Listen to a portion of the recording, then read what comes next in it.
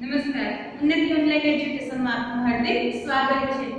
ધોરણ 11 કોમર્સ વિષય એસપીસીસી માં આજે પેપર 2 એસપી માં આપણે ચેપ્ટર બીજું છે કંપની સેક્રેટરી, એની આજે આપણે અભ્યાસ કરીશું. કંપની સેક્રેટરી માં સૌથી પહેલા એની પ્રસ્તાવના જોશું. તો અત્યારે તમે જો છો વર્તમાન સમય બદલાતો રહ્યો છે અને બદલાતા સમયમાં માણસોને ધીમે ધીમે સામાજિક વ્યવસ્થા અને વાણિજ્ય સ્વરૂપ પણ બદલાતી રહી છે. હવે આ વાણિજ્ય વ્યવસ્થા બદલાતી રહી ત્યારે ધીમે સેક્રેટરીની વ્યવસ્થાઓ એટલે કે સેક્રેટરીની જરૂરિયાત ઊભી થઈ. તો સેક્રેટરી શું છે એના વિશે આપણે સમજીએ. તો સૌથી પહેલા આપણે જોશું તો કહેશું કે મોટી બદલાતી જતી સામાજિક પરિસ્થિતિને કારણે વર્તમાન સમયમાં સામાન્ય કંપની, મોટી કંપની, બહુરાષ્ટ્રીય કંપનીઓ, તમે સમજો છો કે મોટી કંપનીઓ છે ને સામાન્ય કંપની, મોટી કંપની અને બહુરાષ્ટ્રીય કંપનીમાં કંપની ધારા મુજબ સેક્રેટરીની જરૂરિયાત ઊભી છે. હવે એની પોતાની રીતે નથી પણ કંપની ધારાની જોગવાઈઓ આપણે પહેલા લેક્ચરમાં ભણી ગયા કે કંપની ધારાની જોગવાઈમાં 1956 નો કંપની ધારો તો અત્યારે નવો આવ્યો છે, 2013 નો નવો કંપની ધારો આવ્યો છે. આ નવા કંપની ધારા પ્રમાણે અત્યારે આપણે લાગુ પડે છે 2013 ના 1956 ના અમુક કાયદાઓને આપણે અનુસરીએ છીએ. એના ઉપરથી નવો કાયદો 2013 નો કંપની ધારા આવ્યો. એ કંપની ધારા પ્રમાણે આપણે અત્યારે સામાન્ય કંપની હોય, મોટી કંપની હોય કે બહુરાષ્ટ્રીય કંપની હોય એમાં સેક્રેટરીની જરૂર પડે છે. સેક્રેટરી શું છે? તો કે કંપની સેક્રેટરી કંપનીના માળખામાં એક વિશિષ્ટ સંચાલકીય અધિકાર છે. ફરીવાર, કંપની સેક્રેટરી કંપનીના માળખામાં એક વિશિષ્ટ સંચાલકીય અધિકાર છે. બીજા વતી એ પોતે અહીંયા મેઇન એનું જેને કહેવાય ને કે મેઇન સેન્ટર છે, કી છે. તો કંપની સેક્રેટરી આખા કંપનીના માળખામાં એક વિશિષ્ટ અધિકારી છે, કંપનીના બધા કાર્યો કરે છે. નવા કંપની ધારા 2013 મુજબ કંપની સેક્રેટરીને ચાવ્યકીય સંચાલકીય વ્યક્તિ એટલે કે એને કેએમપી તરીકે ઓળખવામાં આવે છે. જ્યારે કંપની શરૂ કરવામાં આવે છે ત્યારે કંપનીના મહત્વના સંચાલકો, મેનેજિંગ ડિરેક્ટરો આ બધી વ્યક્તિઓની સાથે કંપની સેક્રેટરીનું મહત્વ વધ્યું છે. આ કેએમપી માં 5 વ્યક્તિઓનું બનેલું હોય છે અને 5 વ્યક્તિઓમાં કંપની સેક્રેટરીનું મહત્વ ખૂબ જ જરૂરી છે. આપણા ચેપ્ટરનું નામ છે કંપની સેક્રેટરી. સેક્રેટરી શું છે? આપણે જો તમે ઘણીવાર મૂવીને જોતા હશો ત્યારે સેક્રેટરી શબ્દ તમે સાંભળેલો છે. મારે છે ગાયની પર્સનલ સેક્રેટરી છે, એમના પીએ છે, આપણું નરેન્દ્ર મોદીના પીએ છે, પીએ એટલે પર્સનલ આસિસ્ટન્ટ, એટલે આસિસ્ટન્ટને આપણે અહીંયા સેક્રેટરી એવું નામ આપીએ છીએ. તો આવી મોટી જે પદ ધરાવતી હોય અથવા પ્રતિષ્ઠિત વ્યક્તિઓ, ધારો કે નેતા, નેતાઓમાં નરેન્દ્ર મોદી છે, આપણા ગુજરાતના કહેવાય તો રૂપાણી સર છે, આવા લોકો પોતાની સેક્રેટરી રાખે અને આ સેક્રેટરીઓ કામ કરે છે. તો આ વસ્તુથી આપણે જાણીતા છીએ પણ સેક્રેટરી શું છે એ આપણને ખબર હોતી નથી. આ સેક્રેટરીનું શું મહત્વ છે? તો કંપનીઓમાં પણ આવા સેક્રેટરીઓનો સમાવેશ થાય છે અને એને કેએમપી નું ફૂલ ફોર્મ થાય છે કી મેનેજરિયલ પર્સન. એટલે એનો મતલબ એ થાય છે કે આ મેનેજર એટલે વિશિષ્ટ વ્યક્તિ છે એમાં, અને એને શોર્ટ ફોર્મમાં કેએમપી. આ કેએમપી નો દરજ્જો એને આપવામાં આવે છે. આ કેએમપી માં 5 વ્યક્તિનો સમાવેશ થાય છે. મેનેજિંગ ડાયરેક્ટર હોય અથવા મુખ્ય વહીવટી અધિકારી હોય, મેનેજર હોય અને પૂર્ણ સમયના સંચાલક હોય. બીજો દરજ્જો આવે છે કંપની સેક્રેટરીનો અને ત્રીજો મુખ્ય નાણાકીય અધિકારીનો સમાવેશ થાય છે. તો આ રીતે કેએમપી આધારિત આ 5 વ્યક્તિઓનો સમાવેશ થાય છે. આમ કહી શકાય કે કંપની ધારા પ્રમાણે કંપની સેક્રેટરી બીજા નંબરનું કેએમપી તરીકેનું સ્થાન ધરાવે છે. આ બીજા નંબરનું કેએમપી તરીકેનું સ્થાન ધરાવે છે. તો આ કંપની સેક્રેટરી વિશેની એની થોડીક શોર્ટ એવી વ્યાખ્યા હતી. હવે કંપની સેક્રેટરીના ગુણ અને લાયકાતો જોઈએ. તો કંપની માળખામાં કંપનીનું સ્થાન ચાવીરૂપ સંચાલકીય વ્યક્તિ તરીકે નિશ્ચિત થયા બાદ સ્વાભાવિક રીતે તેની જવાબદારીઓ અને કાર્યક્ષેત્રમાં પણ વધારો થાય. જવાબદારીઓ યોગ્ય રીતે વહન કરે તેથી કંપની ધારા મુજબ એના અનિવાર્ય અને શૈક્ષણિક લાયકાતો ઉપરાંત એના વિશિષ્ટ પ્રકારના ગુણો અને એની લાયકાતો જોવામાં આવે છે. તો હવે આપણે એનો અભ્યાસ કરીએ, ગુણો અને લાયકાતો. સેક્રેટરીના ગુણ અને લાયકાતો એટલે કંપની સેક્રેટરી છે કહેવાય કે કી છે. સેક્રેટરી એ કંપની માટે કી છે. તો એનામાં કી હોય તો કંઈક લાયકાત ને ગુણ હોય તો એને સેક્રેટરી તરીકે લઈએ ને, એમને બોલીએ ના લે. તો એનામાં કેવા ગુણ હોવા જોઈએ? તો આપણે ગુણ વિશે ચર્ચા કરી. પહેલા આપણે જોઈ પછી એની અંદર ડિટેલમાં ગુણમાં જોઈએ ને કેટલા બધા ગુણો છે. તો સૌથી પહેલા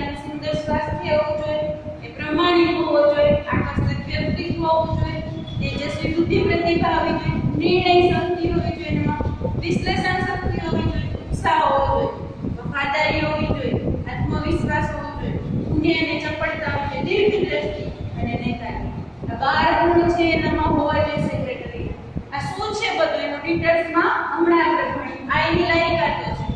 શૈક્ષણિક લાયકાત હોવી જોઈએ, હિસાબી વ્યવસ્થાનું જ્ઞાન હોવું જોઈએ, કાર્યાલય સંચાલનનું જ્ઞાન હોવું જોઈએ, સભા સંચાલનનું જ્ઞાન, વિવિધ કાયદાઓનું જ્ઞાન, આર્થિક અને રાજકીય પ્રવાહનું જ્ઞાન, સાંપ્રત સમસ્યાઓ, અંગ્રેજી ભાષા ઉપરાંત અને બીજી અન્ય ભાષાઓ પણ આવડતી હોવી જોઈએ, જનસંપર્કનું જ્ઞાન, લોકોના સંપર્કમાં આવી અને વાતને સમજાવી શકે, કોમ્પ્યુટર અને અન્ય ઇલેક્ટ્રોનિક સાધનો છે એમનું પણ એમને જ્ઞાન હોવું જોઈએ. તો આગળના મુદ્દા છે, ચાર મુદ્દાઓને આપણે ડિટેલ્સમાં ભણીએ. તો છે સૌથી પહેલા ગુણોનો અભ્યાસ કરીએ. સૌથી પહેલા સુંદર સ્વાસ્થ્ય. માનો સેક્રેટરી છે એનું સ્વાસ્થ્ય સુંદર હોય તો એ શું કરે, રોજે રોજ કન્ટિન્યુ કંપનીમાં આવી શકે, એની રજાઓ ઓછી હોય, કામ કરવા માટે ઉત્સાહી હોય. માણસ માંદલો જો એનું સ્વાસ્થ્ય સારું હોય ને શું વર્ક કરવાનો છે કે બીજા પાસે શું કરાવવાનું છે. તો એના માટે જે કંપની સેક્રેટરી મુખ્ય વહીવટી વડા હોવાના કારણે તેને વિવિધ તબક્કે અથાગ પરિશ્રમ કરવો પડે છે અને એનું સ્વાસ્થ્ય એના માટે ખૂબ જ સુંદર હોવું, સુંદર એટલે આમ સરસ મજાના સુંદર લાગે ને હેલ્ધી હોવા જોઈએ. બરાબર, આપણે એમ બેઠેલા કીધું સુંદર એટલે દેખાવે સુંદર નહીં, પણ એનું સ્વાસ્થ્ય હકીકતમાં સુંદર હોવું જોઈએ, જેથી તે થાક ન અનુભવે અને શારીરિક રીતે કેવો હોય, સબળ હોય, વર્ક કરવામાં, કાર્ય કરવામાં એ સક્ષમ રહે અને માનસિક રીતે પણ સ્વસ્થ હોવો જોઈએ, જેથી એ બધા નિર્ણયો સારી રીતે લઈ શકે. બીજો મહત્વનો પોઈન્ટ છે પ્રમાણિકતા. જો આ કંપનીમાં બહુ જ સરસ રીતે જરૂરી. જે માણસ પ્રમાણિક હોય ને એ હંમેશા કંપનીની નજીક હોય. શું કામ? તો કે કંપનીને વફાદાર હોય. એટલા માટે પ્રમાણિકતા શું છે? જો એ ઓનેસ્ટી કઈ છે જેને આપણે અહીંયા બોલે હોનેસ્ટી એટલે આપણે આવશે પ્રમાણિકતા. સેક્રેટરી કંપનીના મુખ્ય ચાવી સંચાલકીય વ્યક્તિ છે, જેના કારણે તે કંપનીની અનેક બાબતો જાણતો હોય છે. તેથી તે શુભ નિષ્ઠાથી અને પ્રમાણિકતાથી કામ કરે એ જરૂરી છે. તેની શું ટેવો અન્ય અધિકારીઓ પ્રેરણારૂપ બને, પોતે ચારિત્ર્યવાન બને છે. સંગત હિતની જાળવણીના બદલે કંપનીના હિતની જાળવણી માટે તે પ્રમાણિક બને. આ કંપનીને વડેલો છે તો પોતાનું અંગત હિત નહીં જોવાનું, એને કંપનીનું હિત જોવું પડે છે. એટલા માટે પ્રમાણિક હોવો જોઈએ, વફાદાર હોવો જોઈએ. કંપની સેક્રેટરી પ્રમાણિક હોય તો અન્ય અધિકારીઓ એને અનુસરણ અને એની પ્રેરણા લઈ અને અન્ય અધિકારીઓને એને કામ કરી શકે. એટલા માટે થઈને પ્રમાણિક હોવો જોઈએ. ત્રીજું છે એનું વ્યક્તિત્વ આકર્ષણ હોવું જોઈએ. જો તમારી સાથે ઘણા બધા આદર્શમાં આવતા હશે, પણ અમુક વ્યક્તિ હશે ને તમારા મગજમાં, દિમાગમાં છવાઈ રહેશે. શું કામ? તેનું વ્યક્તિત્વ તમને ગમશે, એનું વ્યક્તિત્વ આકર્ષણ હશે, તમને આકર્ષે. અહીંયા કંપની સેક્રેટરીનું વ્યક્તિત્વ આકર્ષિત હોવું જોઈએ. આકર્ષિત વ્યક્તિત્વ એટલે કંપની સેક્રેટરી વિવિધ પક્ષકારો સામે કામગીરી બજાવવાની હોય છે. હવે જેમ કે શેર હોલ્ડરો હોય, ડિબેન્ચર સંચાલક મંડળ, સરકારી અધિકારીઓ, કર્મચારીઓ, સામાન્ય પ્રજાજનો વગેરેની સાથે કામગીરી કરવાની. કંપની સેક્રેટરી કેવો ઉપલી વ્યક્તિથી લઈને નીચલી વ્યક્તિ સાથે સતત કામગીરી કરવાની. તો એની સાથે એનું વર્તન કેવું હોવું જોઈએ? દરેક વ્યક્તિ અધિકારી છે, શેર હોલ્ડરો છે, ડિબેન્ચર હોલ્ડરો છે, સંચાલકો છે, ઉપરાંત પ્રજાજનો પણ છે. તો આની સાથે એનું વ્યક્તિત્વ છે એ કેવું હોવું જોઈએ? આકર્ષણ હોવું જોઈએ અને સાથે સાથે એને કામ કઢાવવાનું છે. એટલે એનું વ્યક્તિત્વ સામા પક્ષને એની વ્યક્તિત્વ તરીકે પ્રભાવિત કરવો જોઈએ તો એ સારી રીતે કામ કરી શકે. પછી છે તેજસ્વી બુદ્ધિ પ્રતિભા. હવે એને સામા પ્રશ્નો જવાબ થતા હોય, કેટલા બધા પ્રશ્નો જો એની બુદ્ધિ તેજસ્વી હશે ને તો એમાંથી માર્ક કાઢી શકશે, નકર એ પોતે મૂંઝાઈ જશે તો કંપનીના માટે ભયજનક બને છે. એટલા માટે એની બુદ્ધિ તેજસ્વી હોવી જોઈએ. એટલે કે એ બધા નિર્ણયો સેક્રેટરી રોજબરોજના વહીવટી કાર્ય કરવામાં આવતા હોય છે. સેક્રેટરી ધંધાકીય, આર્થિક અને ધારાકીય નીતિ વિશે ફરજ બજાવવાની છે. આ કાર્ય સરળતાથી થાય તે માટે તેને તેજસ્વી બુદ્ધિ. હવે એને શું કરવું છે? તો કે આ આખી વહીવટી કાર્યનું કી છે પોતે. જો એની તેજસ્વી બુદ્ધિ પ્રતિભા સાથે બધા કાર્ય સરળતાથી કરી શકશે અને એના માટે થઈને એના કાર્યોમાં ક્યાંય અડગ નહીં આવે. ત્યાર પછી નિર્ણય શક્તિ. જેની નિર્ણય શક્તિ સચોટ એટલે બીજા ઉપર ડિપેન્ડ. આપણે ઘણી વાર કેવું થાય છે ખબર છે? ઘણા નિર્ણયો તો આપણે હું શું કરું?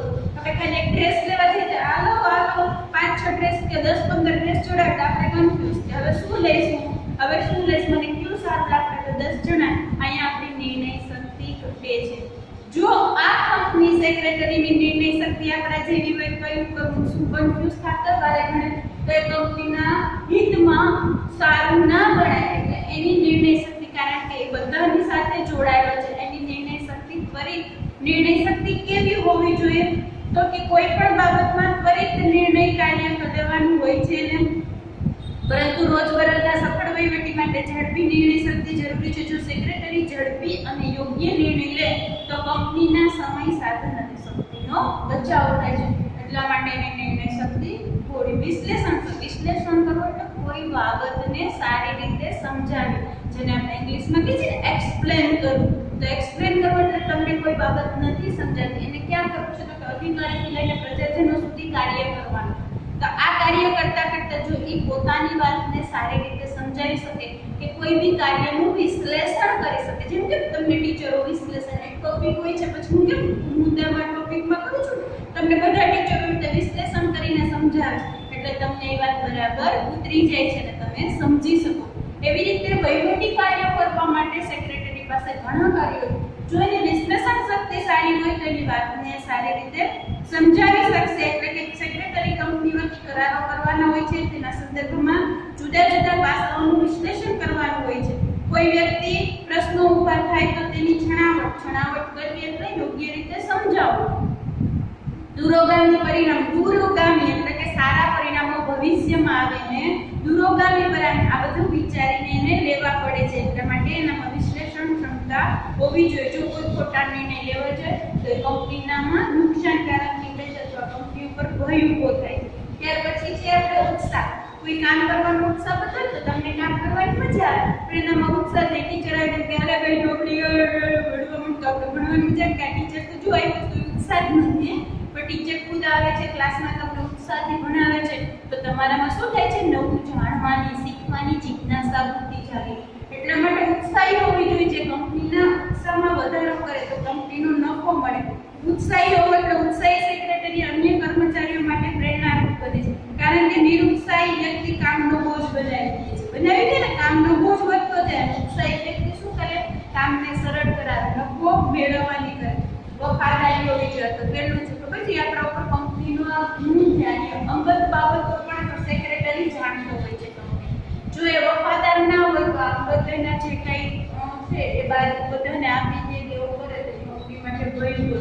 તો કંપની પ્રત્યેની વફાદારી છે. સેક્રેટરી કંપનીનો મુખ્ય અધિકારી હોવાના કારણે તેની પાસે કંપનીની ઘણી બધી સંવેદનશીલ બાબતો અને ગુપ્ત બાબતો હોય છે. તેનામાં વફાદારી જરૂરી. જો તે હરીફ કંપનીને રહસ્યો આપી દે તો અંગત સ્વાર્થ સાથે તો કંપનીની શું કરે છે આ ચાલી શકે નહીં, કંપનીને ભય આવે છે. બીજું છે પુણ્ય અને ચપળતા. પુણ્ય એટલે સેક્રેટરી પાસે કાયદાની જટિલ બાબતો સમજવાની, મુશ્કેલ સંજોગો આસાન કરવાની પુણ્ય હોવી જોઈએ. પોતાની આસપાસ શું બની રહ્યું છે, કેવા ફેરફારો થયો છે તેનો ખ્યાલ ચપળ વ્યક્તિઓને હોય છે. પુણ્ય એટલે કેવાય પ્રશ્નો અટપટા ઉભા થતા હોય. જો એનામાં પુણ્ય હશે તો એ આ પ્રશ્નોનો આસાનીથી અને આજુબાજુ શું ચાલે છે એને ધ્યાન રાખવું જોઈએ, જેથી કરીને એનામાં ચપળતા હોવી જોઈએ. દીર્ઘ દ્રષ્ટિ, ભવિષ્યનું વિચારી શકે એવી દીર્ઘ દ્રષ્ટિ એનામાં હોવી જોઈએ, જેથી કરીને કંપનીને ફાયદો આપે. જો સેક્રેટરી રોજબરોજના વહીવટી કાર્યો સાથે સંકળાયેલો હોય છે, તેણે લીધેલા નિર્ણયો ભવિષ્યમાં અન્ય કાર્યો પણ કોઈ કરી શકે એની અસરો પેદા થાય છે અને આપણે વર્તમાનમાં આવી જાય તો વર્તમાનમાં કેવી નિર્ણયો લે છે, ભવિષ્ય માટે એ નિર્ણયો ખૂબ જ સારા નીકળે છે. એટલે એની દ્રષ્ટિ દીર્ઘ. બીજું નેતાગીરી, જો આખું સંચાલન કરે છે. બીજા કર્મચારીઓ સેક્રેટરી નેતાગીરીના ગુણો હોય.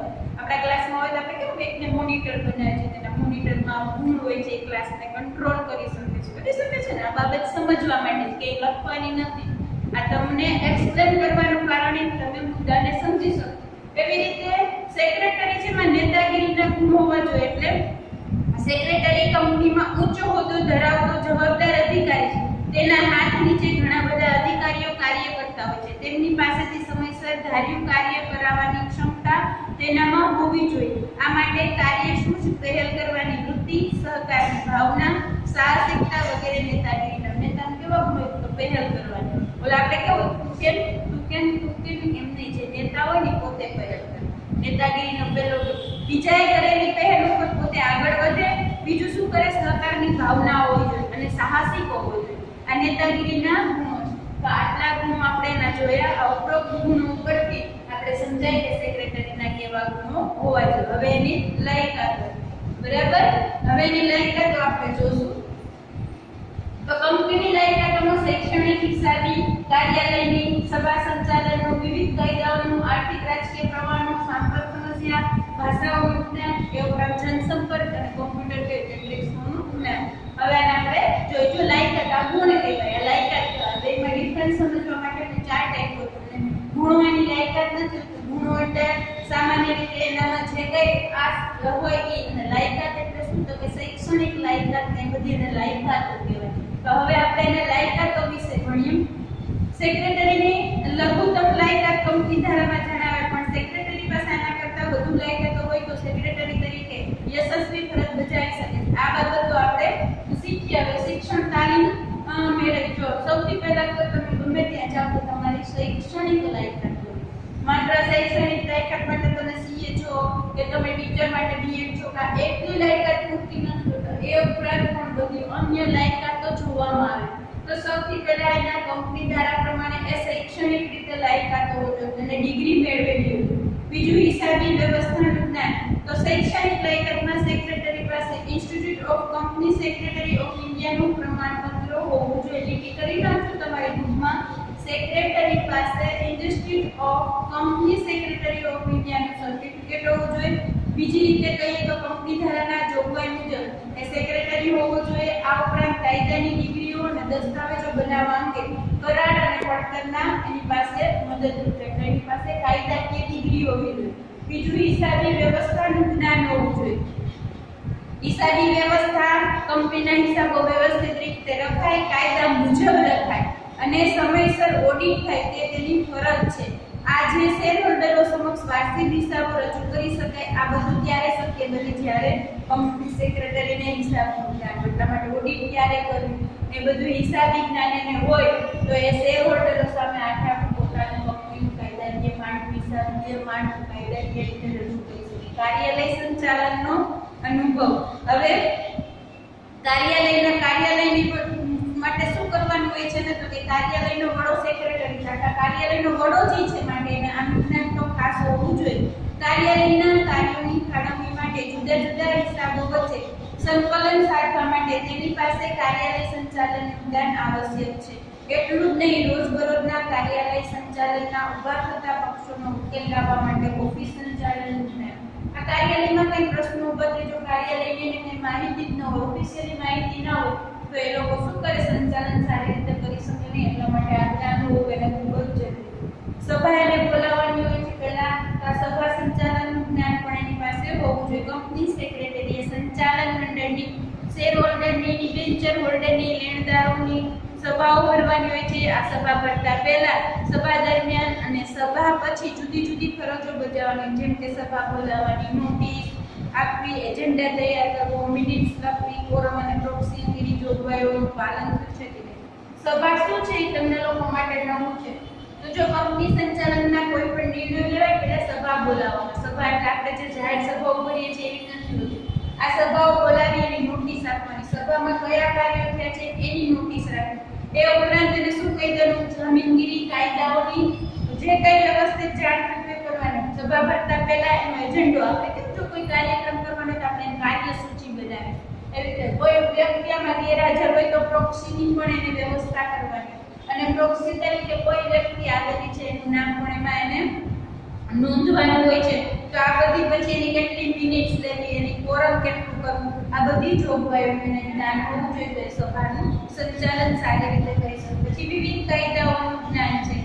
તો વર્તમાન સંસ્કૃતિમાં સેક્રેટરી પાસે વિવિધ કાયદાઓનું જ્ઞાન હોવું જરૂરી છે. કેટલા બધા કાયદાઓ લાગુ પડે. જો હમણાં આપણે કોરોનામાં ફસાયેલા છે ને, આપણે કાયદાનો આ કલમ લાગી ગઈ છે, 4 જણા ભેગું નહીં થવાનું, કેટલી બધી કલમ વિશે શીખી ગયા. તો એવી રીતે કંપનીને આખી શું ચલાવવાની છે સેક્રેટરીને? કંપની કરીને કાયદા, વિવિધ કાયદાઓની જરૂર પડે અને આ કાયદાઓનું જ્ઞાન હોય તો સંચાલન સારી રીતે કરી શકે. તો એ વિવિધ કાયદાઓમાં કયા કયા કાયદાઓ આવે? તો વર્તમાન સમયમાં સેક્રેટરી પાસે વિવિધ કાયદાઓનું જ્ઞાન આવશ્યક છે. કંપની સંચાલન અસરકારક રીતે કરી શકે એટલા માટે કાયદાઓ ભારતીય કર કાયદાઓ આપણે ભારતમાં રહીએ છીએ તો ભારતીય કાયદાઓ એના કરારો એનું એને વિવિધ જ્ઞાન હોવું જોઈએ. એ ઉપરાંત સેબીનો કાયદો, તમે સેબી છે એ આપણે પહેલા ચેપ્ટરમાં ભણી ગયા હતા. માલ વેચાણનો કાયદો, સ્ટેમ્પ ડ્યુટી શું છે, પ્રોવિડન્ટ ફંડ શું છે, જામીનગીરી કરાર શું છે, વેટ શું છે, એ ઉપરાંત સર્વિસ ટેક્સ, બધા ટેક્સો કેવી રીતે આવે છે આ બધાનું એને જ્ઞાન હોવું જોઈએ. તો એના શું કરે છે વહીવટી કાર્યો સારી. જો એને આ બધું જ્ઞાન ના હોય તો આને નબળો પડે છે. આટલી લાયકાત જોવામાં આવે છે કે એને વિવિધ કાયદાઓ કે જે કંપનીને લાગુ પડે છે એ કાયદાઓમાં વેટનો, સેબીનો, ભારતીય કાયદો, સર્વિસ ટેક્સ, વેટ, આ બધા કાયદાઓને એને જ્ઞાન હોવું ખૂબ જ જરૂરી. આર્થિક અને રાજકીય પ્રભાવો. રાજકીય પ્રભાવ, આર્થિક અને દેશની આર્થિક પરિસ્થિતિ શું છે, સાથે સાથે રાજકીય પ્રભાવ. રાજકીય પ્રભાવ એટલે શું? તમને ખબર અત્યારે ભાજપનું શાસન છે, કોંગ્રેસ આવી, દિલ્હીમાં કોનું શાસન છે, અહીંયા કોનું શાસન. તો રાજકીય પ્રભાવ શું ચાલે છે અને આર્થિક માળખું શું છે. જો અત્યારે તમે જુઓ તો કોરોનાની પરિસ્થિતિમાં આર્થિક માળખું ગબડી ગયું છે. શું કામ? કે લોકોને આવક નથી, સરકારનું છે શું છે તો કે બધા ધંધા ઠપ થઈ ગયા છે. એના હિસાબે આપણું આર્થિક રોટેશન છે થવું જોઈએ, રોટેશન થતું નથી એટલે આર્થિક મૂંઝવણ ઊભી થાય છે. હવે એમાંથી બહાર નીકળવા લોકો માંગ કરે છે. તો આવી બધી પરિસ્થિતિઓનું જ્ઞાન હોવું જોઈએ. કંપની સમાજના અસ્તિત્વમાં આવે, સમાજનો એક ભાગ છે અને સમાજના વિવિધ પક્ષકારો સાથે સંકળાય છે. તેથી સેક્રેટરીએ વર્તમાન પ્રવાહોની માહિતગાર રહીને પલટાતા પ્રવાહો વાકેફ થઈ સંચાલન મંડળને જાણ કરી માર્ગદર્શન આપે છે અને એને લાભદાયી પરિસ્થિતિનું નિર્માણ કરે છે. સમાજમાં વર્તમાન, મેં જો તમને વર્તમાન પરિસ્થિતિ કઈ જ દીધી આખી કે જે મને જાણે છે એવી રીતે સેક્રેટરી શું કર તો એને કંપનીને કેમ આગળ ધારો કે આ કંપની છે કોઈ બી એક રિલાયન્સ છે, મજૂરો ચાલ્યા ગયા, બધા દેશ છોડી તો શું થઈ જશે તો કે ઉત્પાદન ક્ષમતા ઘટી જશે ને ઉત્પાદન ક્ષમતા ઘટશે એટલે તો કે આવક નહીં થાય, આવક નહીં થાય તો કર્મચારીને પગાર નહીં ચૂકવાય, કર્મચારીને પગાર નહીં ચૂકવાય તો કર્મચારી પોતાનું જ્યાં પગાર મળતો છે ત્યાં છોડીને જશે. આથી એનું માળખું ઢીલું પડશે. અહીંયા આ આર્થિક અને રાજકીય પ્રવાહોની જાણ માર્ગદર્શન આપશે એ કોણ કરશે? બધું સેક્રેટરી કરશે. તો સેક્રેટરીને આ બાબતનું જ્ઞાન હશે તો એ પોતાની કંપનીને ઊભી કરવામાં અથવા તો વર્તમાન પરિસ્થિતિ સામે કેમ લડવું એ કરી શકે. પછી છે સાંપ્રત સમસ્યાઓનું જ્ઞાન. સેક્રેટરી વર્તમાન પ્રવાહો અને સાંપ્રત સમસ્યાઓની માહિતગાર થવું આવશ્યક છે. આ સમસ્યાઓ કંપનીના વિકાસ ઉપર અસર કરે. દાખલા તરીકે સૌથી પહેલા સાંપ્રત સમસ્યા એટલે શું? કોઈ અચાનક સમસ્યા આવી ગઈ. હવે હું તમને એક ઉદાહરણ આપું કે ધારો કે આસામમાં છે ખનિજ તેલ ઉપર વિકાસનો પ્રતિબંધ થયો. ત્યાંના કેટલાક સ્થાનિક સંગઠનોએ કર્યો સાંપ્રત સમસ્યા ઊભી થયેલી કહેવાય કે કોઈ એક રાજ્ય છે ખનિજ તેલની નિકાસ નહીં થાય એના ઉપર પ્રતિબંધ થાય નહીં વેચાય તો આ સાંપ્રત અને એની સામે કેમ લડવું એની આ સાંપ્રત બીજી અનેક સમસ્યાઓ ઊભી થાય છે. આ સમસ્યાઓની સાથે સાથે સાંપ્રત તો ત્યારે સાંપ્રત સમસ્યા ઊભી થયેલી કહેવાય. પરિસ્થિતિ અનુસાર સેક્રેટરી સંચાલન મંડળને માર્ગદર્શન આપી ભવિષ્યમાં કોઈ ઊભી થનારી હોય તો ધારો કે અત્યારની કોરોનાની પરિસ્થિતિમાં એમ કે આ ફેક્ટર છે આખું બંધ થઈ ગયું છે, આ કંપની છે એ હવે બંધ થવાના છે, કંપની બંધ કરીએ તો જો આ છે ને એ જોડાયેલું હોય તો સાંપ્રત પરિસ્થિતિ શું છે? તમે સતત સંકળાયેલા હો, તમારી ચપળ બુદ્ધિ હોય તો તમને આજુબાજુ શું થાય છે એનું ધ્યાન હોય છે. ધ્યાન હોય તો તમે કંપનીને તરત આપો છો કે આ કંપનીમાં નાણાં રોકવા ઈંડાવત છે નથી, એનું પાછું કેવું છે, આ બધું પૂરે કરી શકે. એ ઉપરાંત અંગ્રેજી ભાષા તો તમને ખબર છે કે બધે કે ગુજરાતી ના બોલતા, તમારે બીજા દેશો સાથે વેપાર કરવો હોય તો અંગ્રેજી ભાષાનું જ્ઞાન હોવું ખાસ જરૂરી છે. કંપનીના બધા જ કામકાજો અંગ્રેજી ભાષામાં ચાલે છે. કંપનીએ જુદા જુદા કંપની બધી પત્રકાર કરવાના હોય છે, તેથી અંગ્રેજી ભાષામાં તેમને મહારત હાંસલ કરવી જોઈએ. કંપનીનો વિસ્તાર થતા વિદેશી કંપનીઓ સાથે પણ કાર્ય કરવાનું એવા સમયે વિદેશી ભાષાનું જ્ઞાન કંપની સેક્રેટરીને કરાર કરવામાં મદદ. એક તો સૌથી પહેલા કંપનીના બધા કાર્યો અંગ્રેજી ભાષામાં ચાલે એટલે અંગ્રેજી ભાષા ઉપર પ્રભુત્વ હોય ખાસ જરૂરી છે. એ ઉપરાંત જો કંપનીનું કાર્યક્ષેત્ર વધે તો એને વિદેશો સાથે વેપાર કરવાનો હોય અને વિદેશો સાથે વેપાર કરવાનો હોય તો સેક્રેટરીએ વિદેશી ભાષાઓનું જ્ઞાન પણ હોવું જોઈએ. ત્યાર પછી છે જનસંપર્કનું જ્ઞાન. સેક્રેટરીએ કંપનીના જુદા જુદા પક્ષકારો સાથે કાર્ય કરવાનું હોય છે, તેથી તેમની જોડે સંપર્ક જરૂરી છે જેથી તેમનામાં વિશ્વાસ કેળવી શકે. કંપની સેક્રેટરી જો યોગ્ય જાહેર સંપર્કનો જ્ઞાનનો ઉપયોગ કર્યો હોય તો લાંબે ગાળે કંપનીની પ્રતિષ્ઠામાં વધારો. જનસંપર્ક લોકોનામાં તમારી વાહવા થવી, એક પ્રકારની વાહવા થવી એટલે શું કે લોકોને તમે પ્રમાણિક છો, તમારીમાં વિશ્વાસ કે છે તમારી વફાદારી. તો જનસંપર્ક છે એ બહુ અગત્યનું મહત્વ છે. લોકો એનામાં વિશ્વાસ મૂકે તો કંપનીનું કાર્યક્ષેત્ર જ વધે છે અને લાંબા ગાળે કંપનીની પ્રતિષ્ઠામાં વધારો થાય છે. આ ખાસ મહત્વની બાબત છે કારણ કે કંપની લોકો સાથે. છેલ્લો મુદ્દો છે કમ્પ્યુટર અને ઇલેક્ટ્રોનિક સાધનોનું જ્ઞાન. હવે તમે જુઓ છો આધુનિક વસ્તુ આવી ગઈ છે, બધું કામ કમ્પ્યુટર ઉપર જ થતું હોય છે. તો વિકસિત સમાજમાં અને આધુનિક કંપનીમાં કમ્પ્યુટર વર્તમાન સમયની જરૂરિયાત છે કારણ કે કમ્પ્યુટર દ્વારા શેર હોલ્ડરો, ડિબેન્ચર હોલ્ડરો, સંચાલક મંડળ, કંપની અંગેના અન્ય બાબતો, પક્ષકારો વિશેની વિશાળ માહિતી સંગ્રહ કરી શકાય છે, જેના કારણે સમય, સાધન અને માનવ શ્રમનો બચત થાય છે. એટલા માટે સેક્રેટરી પાસે કમ્પ્યુટર અંગેનું જ્ઞાન હોવું ખૂબ જ જરૂરી. ઉપરાંત ઓફિસરલી કંઈ કામ કરવા હોય સંચાલનના, એના માટે વિવિધ ઉપકરણો હોય છે, એનું પણ કર્મચારીને વ્યવસ્થિત જ્ઞાન હોવું જોઈએ, જેથી કર્મચારીની ગેરજાળવણી. આપણે અહીંયા કેમ સ્કૂલમાં કેમેરા મૂક્યા છે, તમે કંઈ ગેરશિસ્ત કરો સરને ખબર પડી જાય નીચે બેઠા હોય. તેવી રીતે સેક્રેટરી પાસે આવા ઇલેક્ટ્રિક સાધનો એનો ઉપયોગ કેમ કરવો, મારે આખા યુનિટ ઉપર એ ધ્યાન ન રાખી શકતો પણ આવા ઇલેક્ટ્રિક સાધનો પર આખા યુનિટ ઉપર ધ્યાન રાખી શકે અને જો કોઈ ગેરશિસ્ત કરતો હોય તો એનું ધ્યાન પણ કરાવે અને એના ઉપર અંકુશ રાખી શકે. તો આજે આપણે અભ્યાસ કર્યો એટલે નોંધ અને લાયકાત. આશા રાખું છું તમને સમજાઈ ગયું.